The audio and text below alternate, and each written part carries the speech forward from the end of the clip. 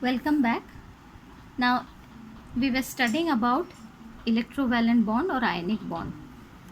Next let us study what is electrovalency. It is the number of electrons donated or the number of electrons accepted to form an ionic bond. For example, sodium, it donates one electron to form Na plus. So electrovalency of sodium is 1. Similarly, calcium donates 2 electrons, so electrovalency of calcium is 2. Chlorine accepts 1 electron, so electrovalency of chlorine is also 1. Is it clear? Now let us come to the second type of chemical bonding, that is covalent bond. Now a metallic atom can at the most donate or transfer 3 electrons, maximum of 3 electrons. Similarly, a non-metal can accept a maximum of 3 electrons to form a tetravalent anion. Now what happens to the case of carbon and other non-metals which has 4 valence electrons? Carbon has atomic number 6, so it has 4 valence electrons. It's not possible for carbon to donate 4 electrons to form C4 plus ions. So in this case there is yet another mechanism of obtaining an octet. Now what is this? This mechanism forms what is called a covalent bond. It is defined as a type of bond formed by mutual sharing of electrons between two non-metals. Okay, let us see how this happens. For example, suppose hydrogen has 1 electron. Now it needs one more electron to form or to complete its duplet. So what it does, H, it has 1 electron. It will share its 1 electron with another electron of another hydrogen atom to form a covalent bond. This is called a covalent bond. It is represented by a small dash and it forms a hydrogen molecule. Is it clear? This is called a covalent bond, and this is done by sharing of electrons, mutual sharing of electrons. Each atom will donate or contribute 1 electron and they form a covalent bond. Now these covalent bonds, they are less strong than an electrovalent bond. Next example, suppose chlorine. Chlorine has 17 electrons in the valence shell. So let us show the electron dot diagram. 1, 2, 3, 4. This is only the valence shell. If it is electron dot diagram, if you are asked to draw the orbit diagram, then please draw all the shells. So Cl dash Cl, that is Cl2. Now in covalent bonds, this dash is compulsory. You have to represent a covalent bond by this dash. Okay, next come to an oxygen atom. Oxygen 8 has electronic configuration 2, 6. So it requires 2 more electrons. So oxygen 1, 2, 3, 4, 5, 6 plus another oxygen 1, 2, 3, 4, 5, 6. Now if you are showing same atoms, then please show same symbols for the electrons. So it will share 2 electrons of another oxygen atom to form a double bond, and these are the lone pairs. Is it clear?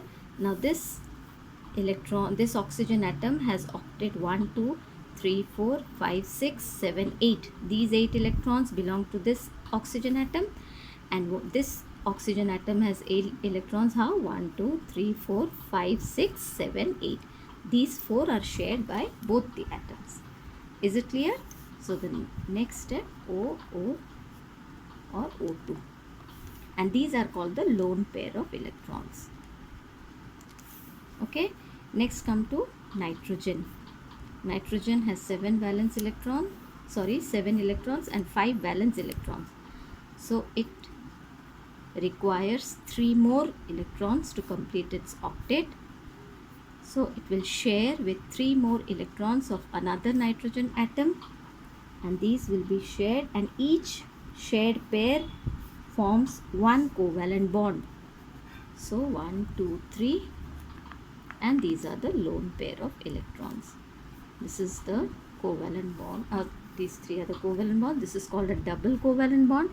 In oxygen, double covalent bond, and in case of nitrogen, the bond formed is a triple covalent bond. Triple covalent bond.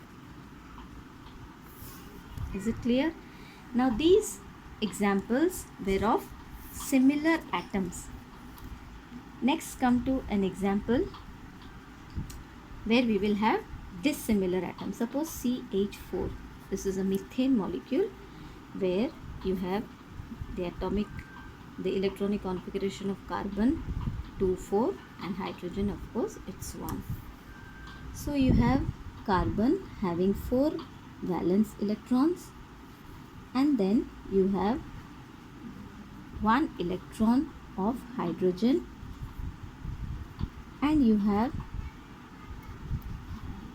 4 electrons of carbon sharing with 4 hydrogen atoms, forming 4 covalent bonds. CH, these are all covalent bonds which are shown by a dash, CH4. Okay, next come to an example of water. Now in water, oxygen 8, electronic configuration is 2, 6, hydrogen 1, so 1. So how do we show the electron dot diagram? You have oxygen 1, 2, 3, 4, 5 and 6. It requires 2 more electrons. So each electron of 1 hydrogen atom will share with 1 electron of oxygen. So this will form 2 covalent bonds, and then the lone pairs are left as it is, H2O. Is it clear? Please take down the diagrams carefully in your copies. Next, come to ammonia. In ammonia, the electronic configuration of nitrogen is 2, 7, hydrogen is 1. So nitrogen requires 3 more electrons to complete its octet. So how to draw the molecule of ammonia? 1, 2, 3, 4 and 5 plus 3 hydrogen atoms contributing 1 electron for sharing. This is how you will draw the diagram. So H, N, H, H, and this is the lone pair of electrons, NH3. Now let us define a lone pair. A lone pair of electrons is the pair of electron which is not yet involved in bond formation. A lone pair of electron is the pair of electron which is not involved in, or which is not yet involved in bond formation.